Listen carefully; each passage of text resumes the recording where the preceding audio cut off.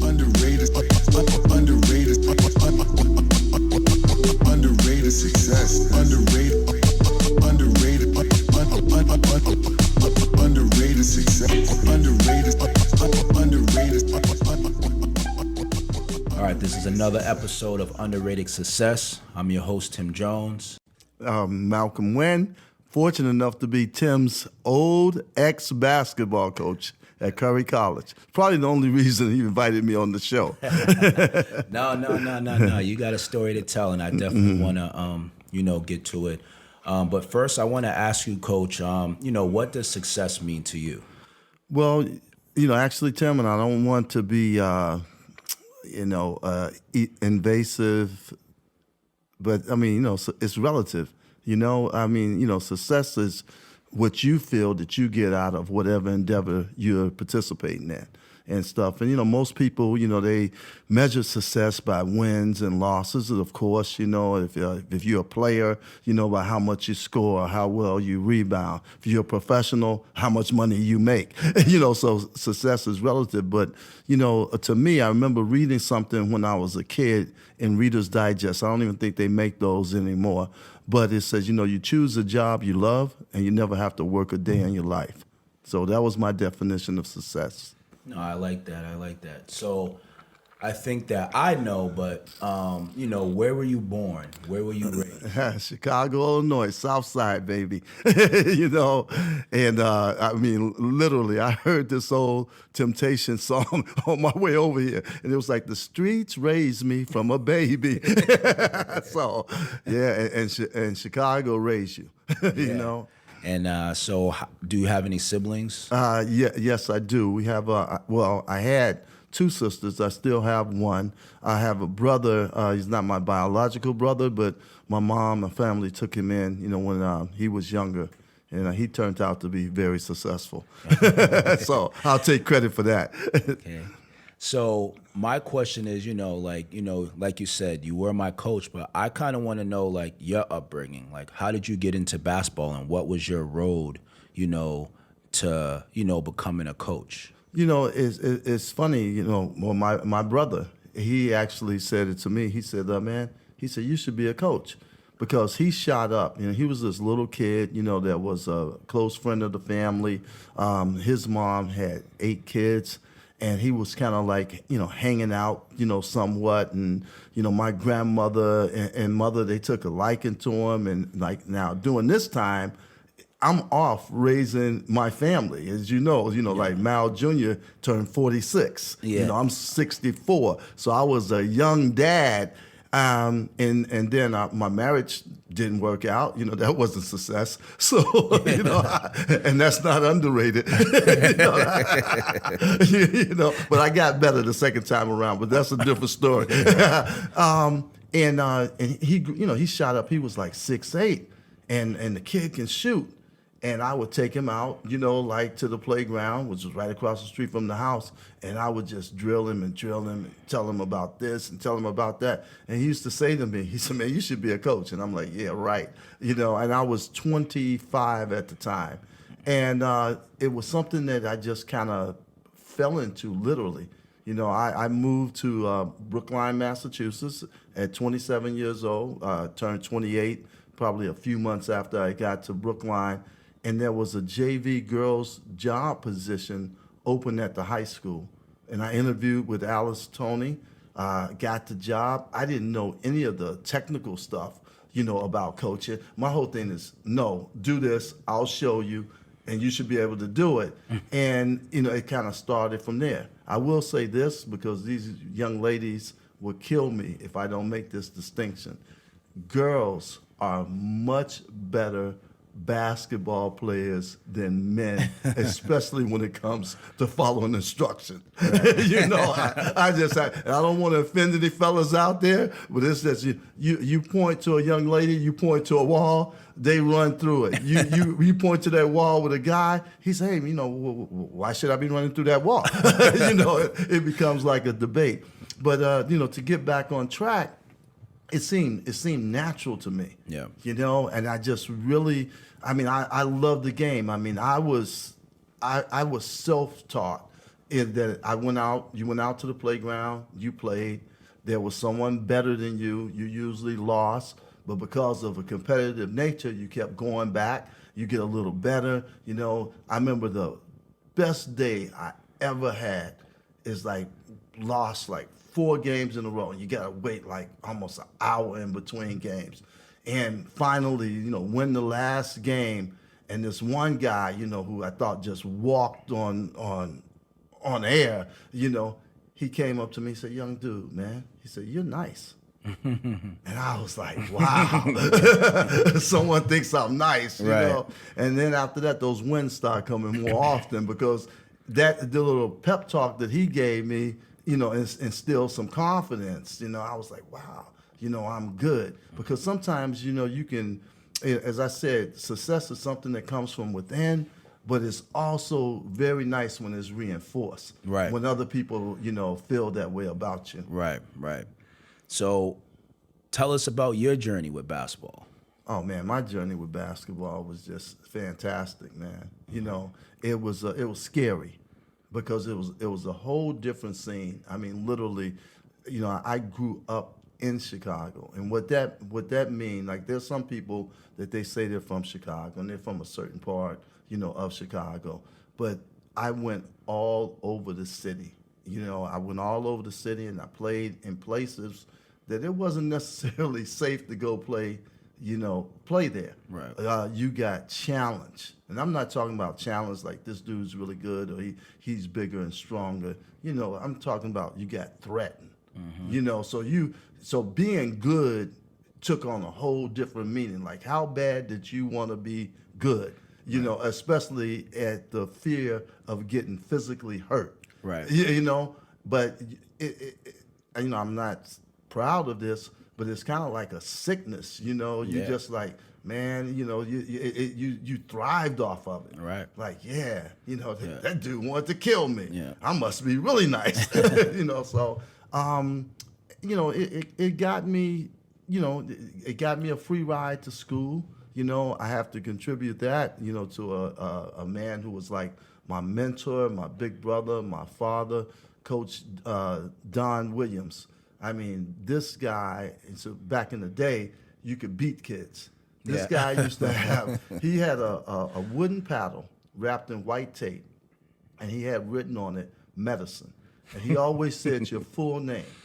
Malcolm Wynn, you don't look so good, son. Why don't you go get Coach his medicine so he can make you feel better? You had to run and get it, and he kept it right over a ledge over his office door. You had to run and get it, sprint back to him, turn around, assume the position. He never hit you more than 3 times. Whop, whop, whop. Give it back to you. You had to run and put it back. You know? Now, the funny thing about this, I was talking to one of my buddies, you know, a few years back, you know, all in our 50s and 60s now and stuff like that. I said, you know what, Vince? I said, man, not one time. And Tim, those guys that I played basketball with, statute of limitation might be up. There was like, after practice and stuff, you know, there were some guys that would go, you know, they were going and like robbing gas stations and things like that. Right. We had some tough guys on the team, but nobody ever said, man, he better not hit me no more. We kind of took that discipline in stride because it was coming from a good place. He just wanted to make us better. You know, now I understand that, you know, some people abuse that type of, you know, authority, and I'm not a advocate for that type, you know, but it worked for me. Right. You know? Right. And it kept us on a straight and narrow. What school did you go to? I went to Gage Park High School. Okay. Yeah, we didn't win anything. You know, but our claim to fame is we finally made the city playoffs, and we lost to Hearst High School, who had a guy named Ricky Green, who was just, you know, like fantastic. Yeah. And we lost to them by 1 point, and they went on to be state champions. The city of Chicago was so different, you know, than like how they participate, you know, in the tournament, the MIAA tournament. Yeah. Only the winner of the city of Chicago was allowed to participate in the state tournament. Wow. So you have all these great teams that would just be knocking each other off. Wow. You know, and typically, you know, the winner of Chicago won the state. Wow. But it was, you know, it was my first taste of sports politics. Right. And what about college? At college, I went to Illinois State. It's funny. When I was in college, I'm not saying that I don't even know if it was a full scholarship because I look back now, probably would have went to college for free. I think college was only about $3,500 for for the whole year. Right. like back then. But went on the athletic scholarship. I got there. Very interesting story. I got there, feeling good because again, this guy told me a few years prior to that I'm nice. Mm-hmm. So now I'm there, and I had this coach in high school that beat all the bad out of me. So Right. I know I can compete, with everybody. So we're in preseason, we're working out, and they used to send us out on like this little 4-mile run. And it was something because the cafeteria closed at a certain time, and they would drive us out, in vans, literally take us 4 miles away, and you had to get back before the cafeteria closed, or you weren't going to eat. Now there was, other means to eat. Right. You can buy food, but it was just the principle of it. Well, I never missed any meals. I was always like one of the first ones back. So we moved forward. We're playing in an exhibition, in a squad scrimmage and stuff. And there was this kid on the team. His name was Derek Mays, and Derek was real good. And the coach wanted to use me as motivation, for Derek. And then the coach, in front of everybody, said, if you only work this hard as Wynn works really hard, blah, blah, blah, blah, blah, blah, blah, blah, blah, blah. And the only reason that he's here is because, and then it was this, a buddy of mine on the team that we came in together named Anthony Jones. We called him AJ. I had just met him the summer before. We played on a summer tournament and we ended up winning the city championship together. The only reason he's here is because this guy said he wouldn't come unless he came. I was crushed. Wow. I was crushed, and it took me a while for that to sink in, because I'm thinking I'm as good as these guys here, and I was just devastated, and so I go, I go back to the dorms and stuff because where I'm staying at. And, waiting on the payphone, So I get on the payphone now. My mother, my grandmother, they're just so glad I'm out of the city, and I'm in school and stuff like that. There's only one person I can call that understand, the person that really supported me in basketball. So I call Coach Williams. And I'm like, Coach, and I'm emotional, I'm kind of choking up. And I said, I'm here. And they said the only reason I'm here is because of AJ. And he said, what? Hey, he says, are you on the team? And I'm like, yeah. He says, and you okay? I'm like, yeah. He said, boy, you don't hang up this phone. Don't you ever come calling me like some little, I can't even repeat the word that he said, Right. And, so I was in a way, that was on a Saturday. So we didn't have practice, with that Sunday. And, I'm like kind of, stewing and stuff like that.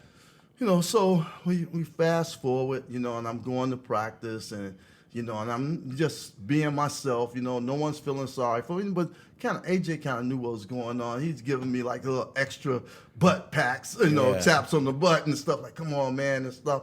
And so, I get past it. So we get into, this was like one of the very first years that they were allowing freshmen to play.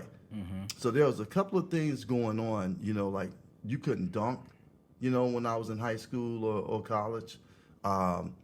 Freshmen didn't play, like their freshman year. They really, I think mine was the first year that they started allowing freshmen to play, and it might have been, Wow. Like by institute. Yeah, I mean it was crazy. So you usually couldn't play varsity. So, and I wasn't playing anyway because I wasn't as nice as I thought I was. So we fast forward, and I love this story because I seen this same thing play out with my daughter like 30-something years later.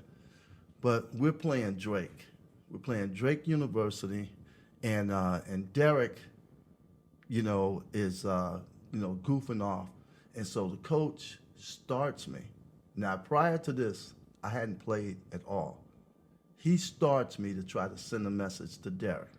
The guy on our team was this guy, Billy Lewis. Billy Lewis was the man, Billy gets in foul trouble early in the second half and stuff. So when I played the first half, after the first half, because I know what's going on, I go to the coach and stuff, and I said, Coach, I think Derek got the message. And I go back to my usual spot at the end of the bench, and I sit down. Billy gets in foul trouble. Now, I did all right, while I was playing in the game. But me, you, and a couple of guys off the street could compete with Drake. Drake was that type of team. They weren't really that good. But they're better now. So the highlight of my collegiate career was that the coach, when Billy got in foul trouble, he had to walk all the way down to the end of the bench. Now, I know he's coming, so I'm sitting there pretending like I don't see him coming, but I get great peripheral vision, right? And I wait for him to tap me on the shoulder and to go in the game, So go in the game. We ended up pulling it out, and we won and stuff, and everything was fine. I started the next 3 years. Yeah. Yeah. And how did your college career end up? Like, did you? Well, if you go into the record books, at Illinois State, you won't see my name. but it was it was great. We played against Larry Bird in the NIT in 1978, my senior year. They won. I came back to Chicago. I graduated in 78, and I told everyone, I said, listen, man, I said, it's this white boy at Indiana State. He's the best player I ever seen.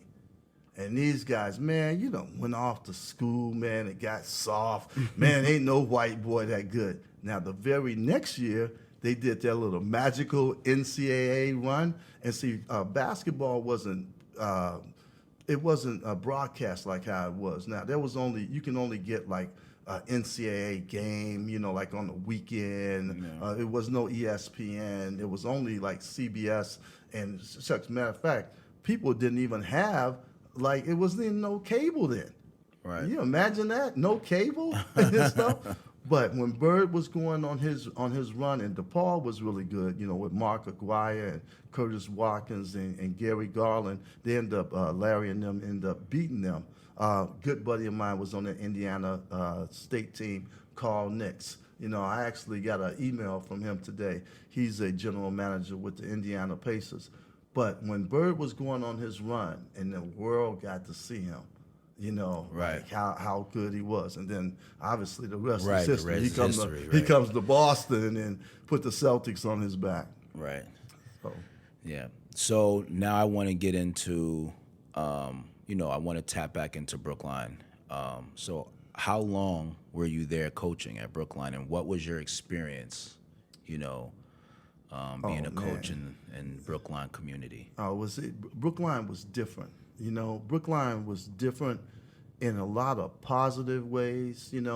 I would say all positive, because there was some things that occurred in Brookline, like politically, that was very kind of under the surface. You just didn't, you didn't see it. Like sometimes you would think, and I hate saying this, but I as I'm thinking of this, I'm thinking, of you. You would see some of the things that people would do in Brookline, and even though on the surface it looks like it's helping someone out, but beneath the surface, it was working against them. It was almost like the camera's on, so I know the camera's on, And so I'm helping the old lady across the street, But if it was 2:00 in the morning and nobody around, you know what? I wouldn't even. And the lady was stranded on the side of the road. Man, I'm not stopping. It's 2:00 in the morning. Right. I'm going to keep going. So not to give Brookline a bad reputation at all. I don't think that it was something malicious or intentional. It was just that there was such a welcoming community, and they just wanted to show that it was fairness for all. It wasn't fairness for all. Right. It's I Right. think some of the students there got underserved, Right. in particular.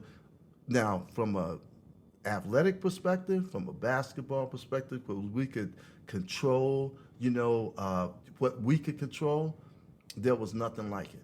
I think that the Brookline basketball years under, Lance Tucker in particular, started with Bernie Johnson, but under Lance Tucker, and then it continues for a few years under Mark Fedor and stuff. I think kids were really getting everything that they needed to learn how to compete. Yeah. On the court. But I think that, and this is one of the things that I believe I got late too, is that I had this little philosophy, and at the time I had a philosophy because I was a young coach. I thought it was good. I might even share this with you, like hey, listen, Tim, man, I don't care about your politics, I don't care about your religion, I don't care about your sexual preference. Only thing I care about is basketball, And I thought that was fair. So the only thing I'm going to talk about, is the basketball. Obviously, you're here to get an education. We'll talk about education and behavior, things like that. But again, you're underserving a person Right. when you just limit it to things that are safe. Yeah. And while I'm on this, so I can get this out the way, so you don't blindside me with this later. I think about that incident, like with you, like with the flag, Yeah. and how I'm like, man, no, you can't do that. No, you turn and then we fast forward, these years later, and not even that many. Right. Not even that many, 12, 13 years later and stuff like that. I didn't look at that the right way. Just didn't look at it the right way because, we are all products of our environment. We're products of our belief. And that getting, back, to Brookline, I think that, as you say, when you left outside of Brookline, that's not how the world worked. Correct. So if you're not preparing somebody for outside of this, then what are you doing? You're hurting them. Right. Yeah. And I kind of want to touch on it real quick, with the Curry College and the flag. At that time I'm growing too. I'm learning things in college, and that was more so just my rebellious side of just learning, what really was going on in the world. It wasn't, like I said, I don't have nothing against the flag. I have nothing against, those people who fought for the flag and, et cetera. But I thought that, it was just my way to be conscious of just, what was really happening, to, minorities, really happening to women, really happening to people in the world that I learned. So that was my thing. And that was my failing, because I wasn't concerned about why you were doing it. Right. You know what I'm saying? Right. So all it had to be was the conversation. Right. There was never a conversation about that. It was No. a man, you can't, and that's why I was like, wow. But and again, but that's life. You grow, you sit back. So I take a step back and I look. And you would hate to think that you're guilty of the things that you're very critical of Right. other people doing, Right. But that was such a moment, like for me. It was a real moment. I know, because you almost kicked me off the team. Oh, it was never, listen. Now, so we go back to the very first question. How do you measure success? It's by wins. I wouldn't have gotten no wins, but see, that's the thing. You have to try to hold this third line, but that was never an option. Yeah. Yeah. No, that's good. So now I want to get to, so you was at Curry College. So how did you end up at Roxbury Community? Well, I started at Roxbury Community from Brookline, and it was a very interesting story. RCC, I thought was a great place for success. With the definition of success is, hey, giving people an extra step, an opportunity to take a path that's going to get them to where the majority of mainstream America is going. Most people can't go from high school to a 4-year college. Right. Most people can't afford to go to a 4-year college. Right. Most people are delusioned by the fact that there's this basketball fairy out there that's granting all of these scholarships. Right. And there's one thing that I did do early is that, man, I did the math. Here's the math. Between Brookline and New York City, there's like 6,000 graduating seniors that play basketball. And out of this 6,000, because people coming from different walks of life, different economic backgrounds and stuff like that, I'm not saying that all 6,000 of them are expected to get scholarships. Right. But a lot of them are, Right. There's 400, and in particular around that time, there's 400 Division I schools. And if each Division I school had 10 scholarships, which no one school ever have 10 scholarships per year, Right. that's only 4,000 scholarships. But we're talking about across America. So it's like, people have to be conscientious of like, hey, listen, good grades equal money, equal cash. And see, these were things that I started learning, as I was coaching, and even now, I mean, you see all of these kids that are delusioned about the fact that they're going to get a scholarship. Right. They're going to get a scholarship and they're going to play. And that's great. And it's like, it's just not there. Right. And then some of it has nothing to do with ability. Right. And right. I look at it, use you as an example. I mean, Will Blaylock, Stevie Haley, Tim Jones. You know what? I know who I'm taking, but no one knew Tim Jones like they knew Will Blaylock and Steve Haley at that particular time until midnight basketball at the Tobin. Then they know Tim Jones from there, So I remember stuff like, so I used that, and it had nothing to do with me, but I used that like as motivation. It's like, okay, first of all, you need exposure. But then the other thing about it, if you're not good enough, exposure becomes exactly what it sounds like. Exposure. You get exposed. Right. It's making sure that people that have the talent and the ability to go that next step, they can get to that next step. Then, I looked at RCC. Well, RCC provided a bigger net for people that, either didn't have the academic background, people that didn't have the economic, support, people that needed just a little polishing up. So it was another platform.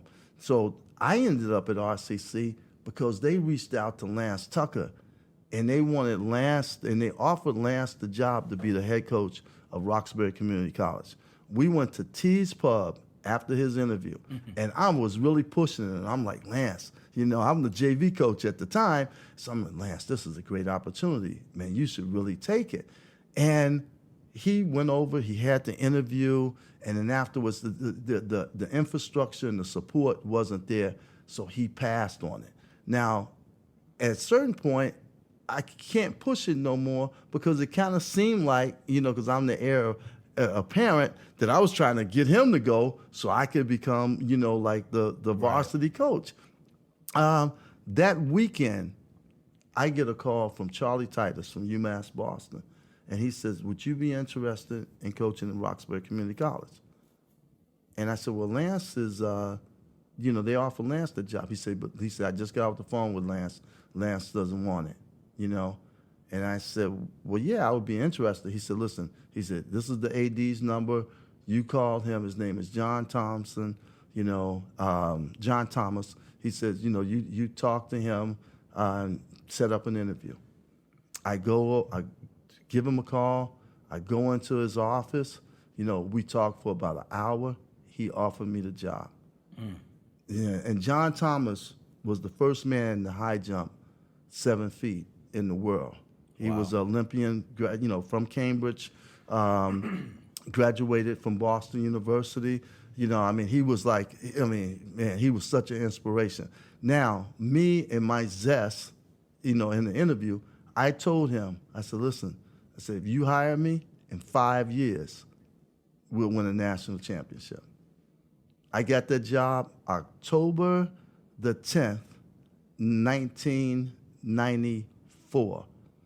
Well, I was off a little bit. We won the national championship in 2000.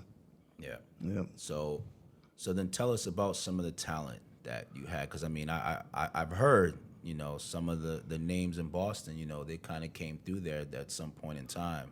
So, tell us about some of the talent. Well, I got the first guy that put us on the map, and unfortunately he just passed away on November 6th, was Sly Mabry.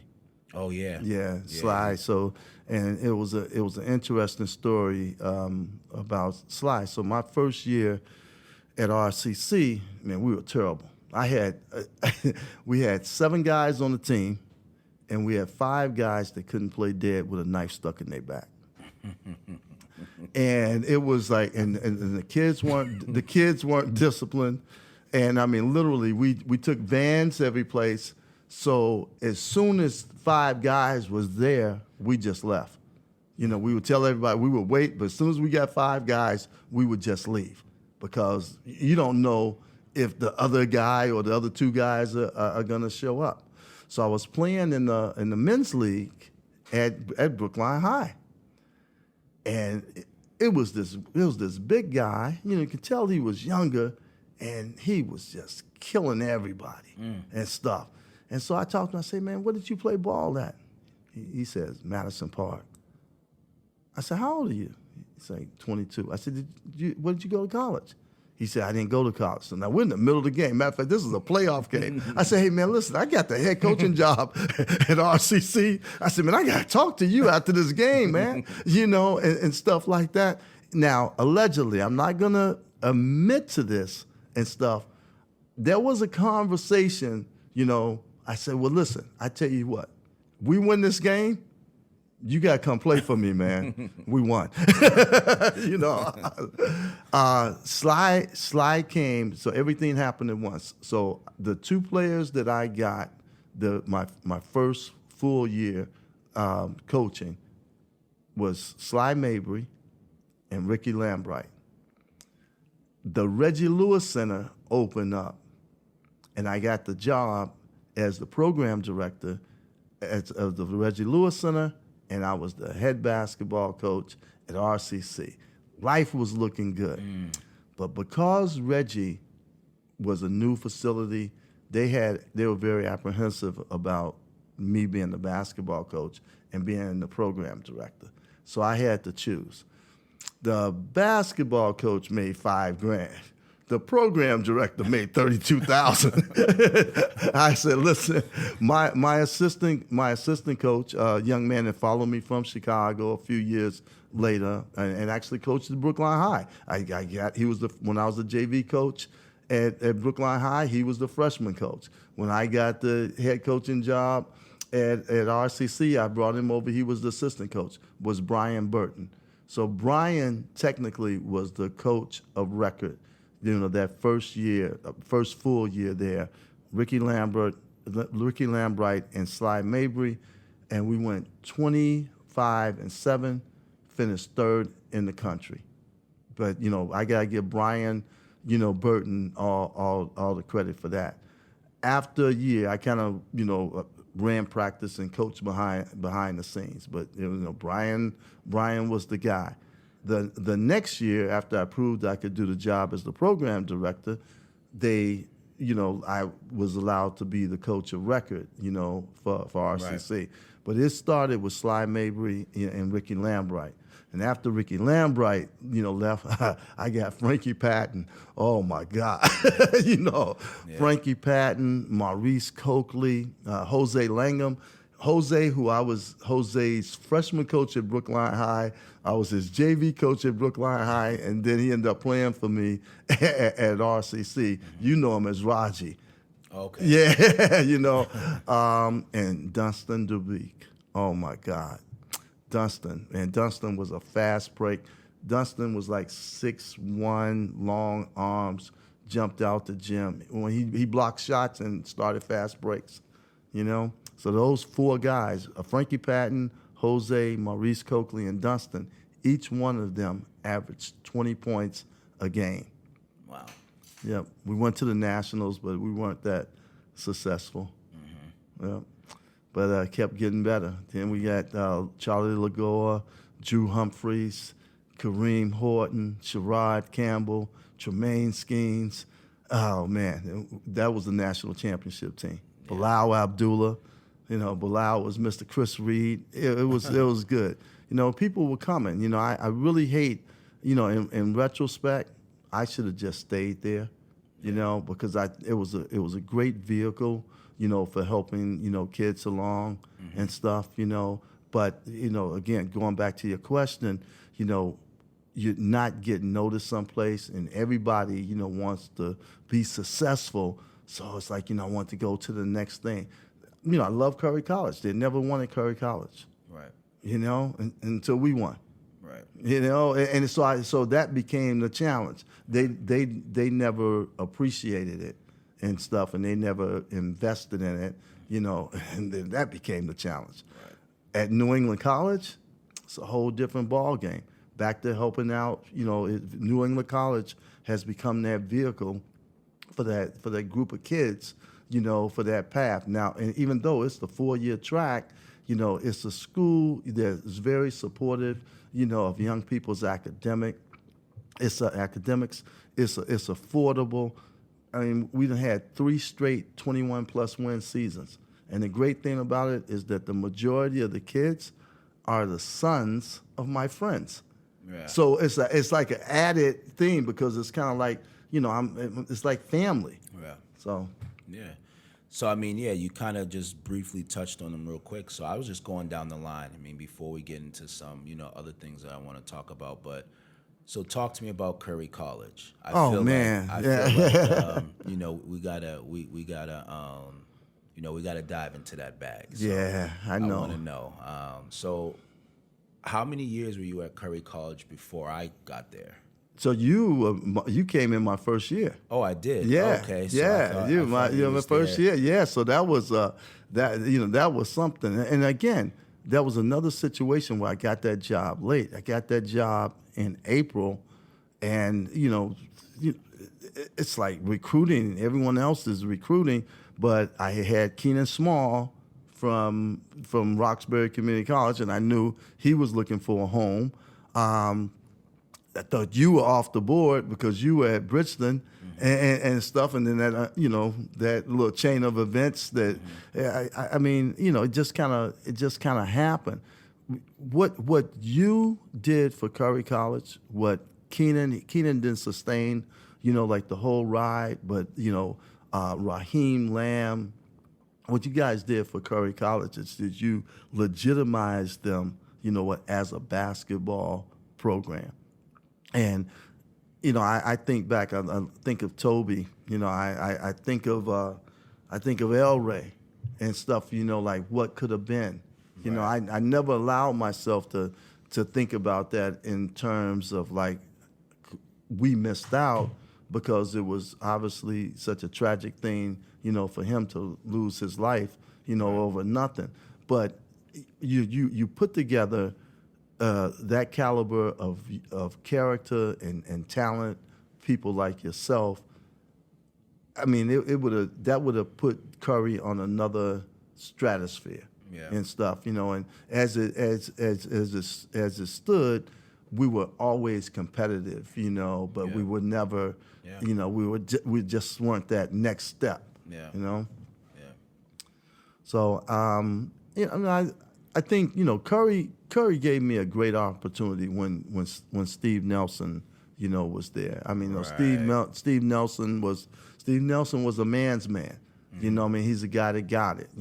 Played professional football, understood people. I never forget, man, we were going up for that playoff game, at Kobe Sawyer, and he just jumps on the bus and goes up to the bus with us.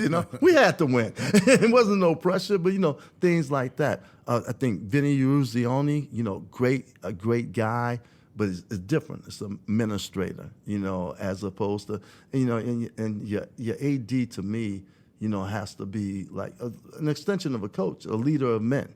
Yeah. And again, there's no knock on anybody else, but I mean, you have to, you need to be a leader of men. And to be a leader of men, you have to understand, men problems, and come up with real hard life solutions. Yeah. Yeah, I mean, I think that, because it's so personal, I always felt a way, about, Curry College and then, your exit and then how they kind of just handle things there. But, I'm also grateful for that experience because, like you said, when I left Bridgeton, I didn't know what I was going to do, and, these are things I don't talk about a lot, but I thought I was going to go into the family business, because you just don't know at that time, so, I'm also grateful, I'm grateful for you in that time. I'm grateful for Steve Nelson, making that happen. But, so, and Curry College obviously inducted me into the Hall of Fame, absolutely. So, these are things that, you're grateful for, but, at the end of the day,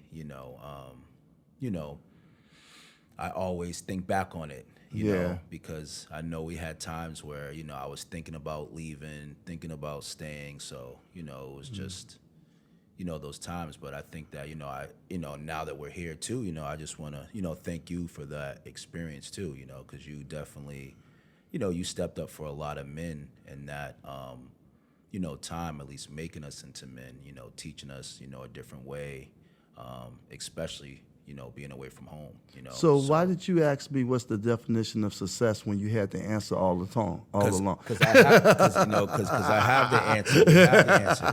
That's why we want people like you. But thank you. So, but now I do want to talk about some things because, why I, really wanted you here is because I feel like, everybody knows you, but I feel like we don't really get to know the things and the people that you really touched. Like you had your own AAU program. Mm-hmm. You've run multiple big camps, for Nike. You've been a part of a lot of things. So I just want to know, how does that drive you? Like how does, being a coach, doing things for kids, how does that keep you motivated and, doing what you do? Because you've been doing this, like you said, for a long, long time. Well, you know what it is, Tim, and I've actually given this a lot of thought, because, there's times when you're jumping in the car, like, for example, I live in Attleboro now, coach at New England College. That's a 2-hour drive each way. Right. So that's 4 hours no matter what, of my day. And time is the one thing that you never get back. But what happens is that you're having the opportunity to make a difference in somebody's life, so that makes your time meaningful. And the reason that I reflect on it is because as a kid, and you talked about where I grew up, I grew up in Chicago, and as you see today, in Chicago, I mean, you turn on the news, it's, murders, senseless killings and stuff, and that's something that has always been prevalent in Chicago. But within all of that craziness, there's always a handful of people or one person that is saving or impacting someone's life to keep them from being a statistic. Yeah. And those people that have done that, for me, with the exception of Coach Williams, who, shucks, I talk to him regularly still, they're gone. Right. And so I think that the best way of honoring the blessings, the good fortune, or however you want to look at it, that you have, is to pass it on.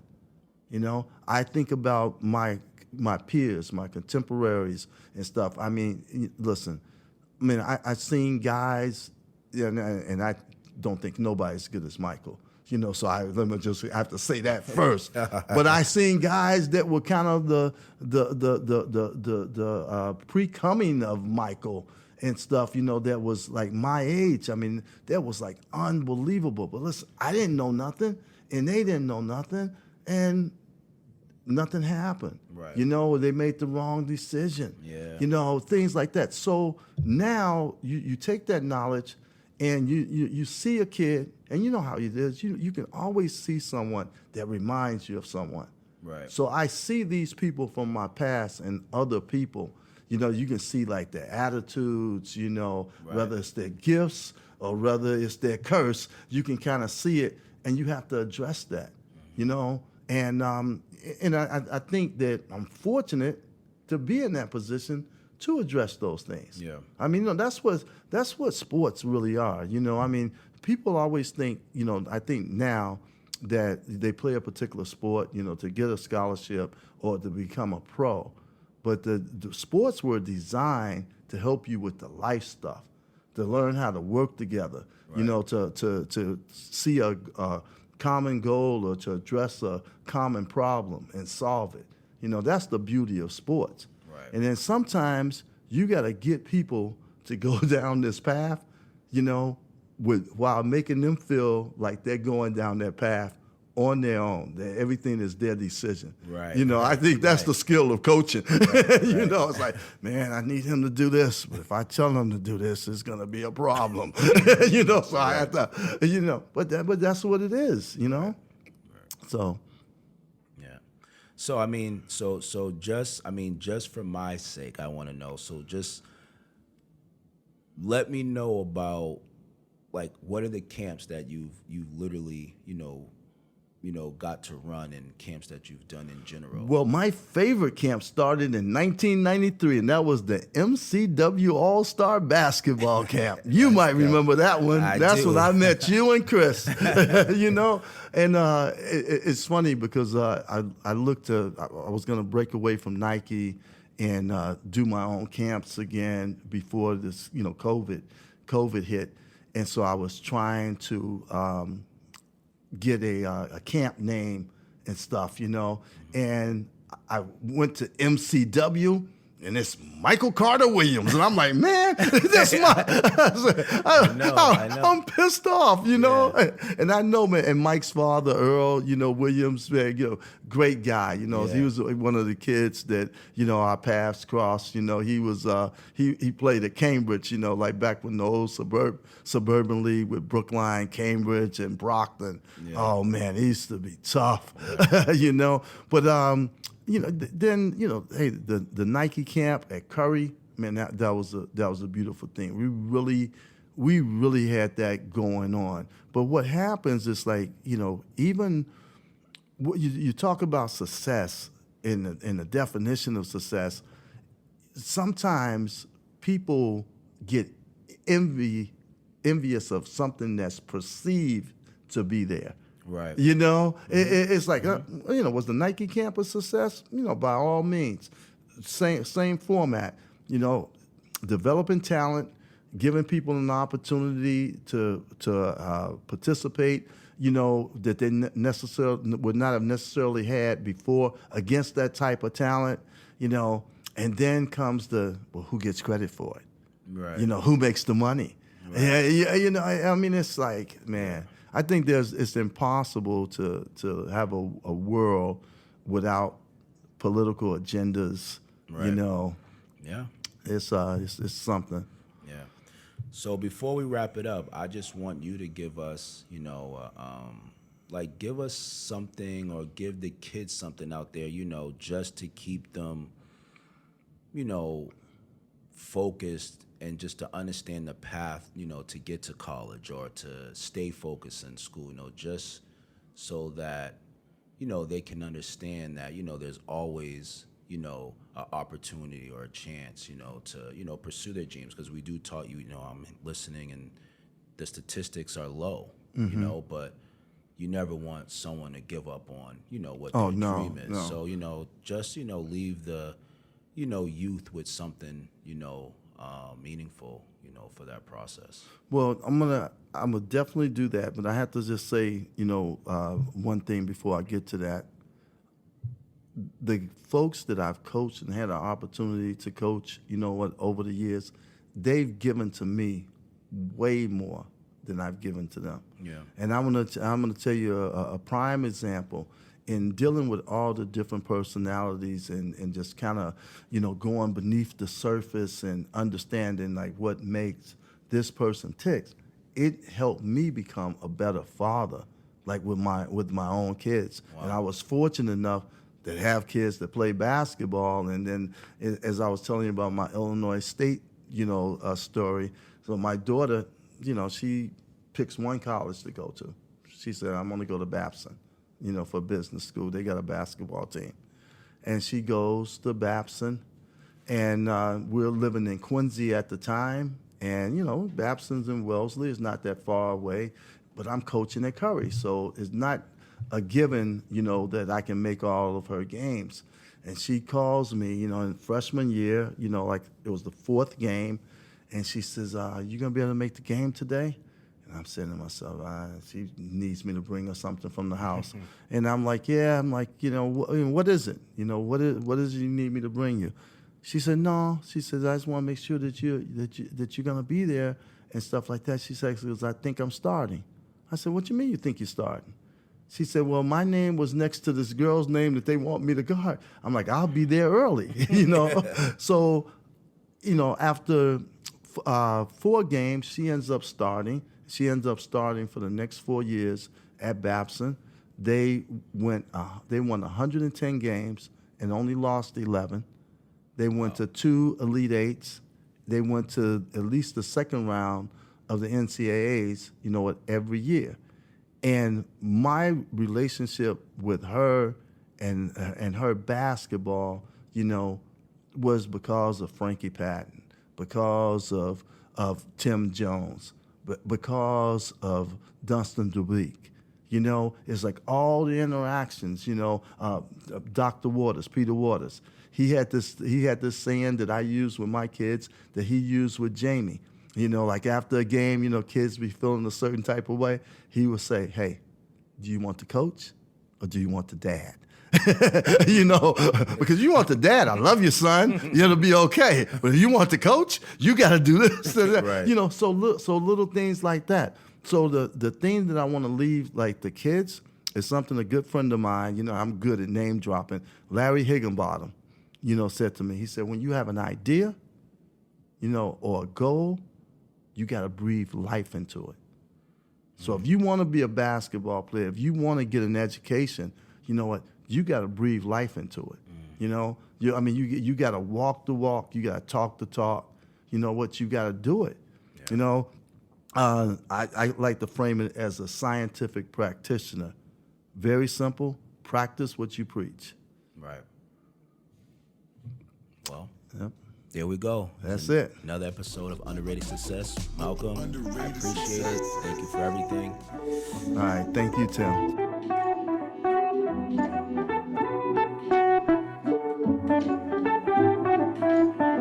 Underrated success.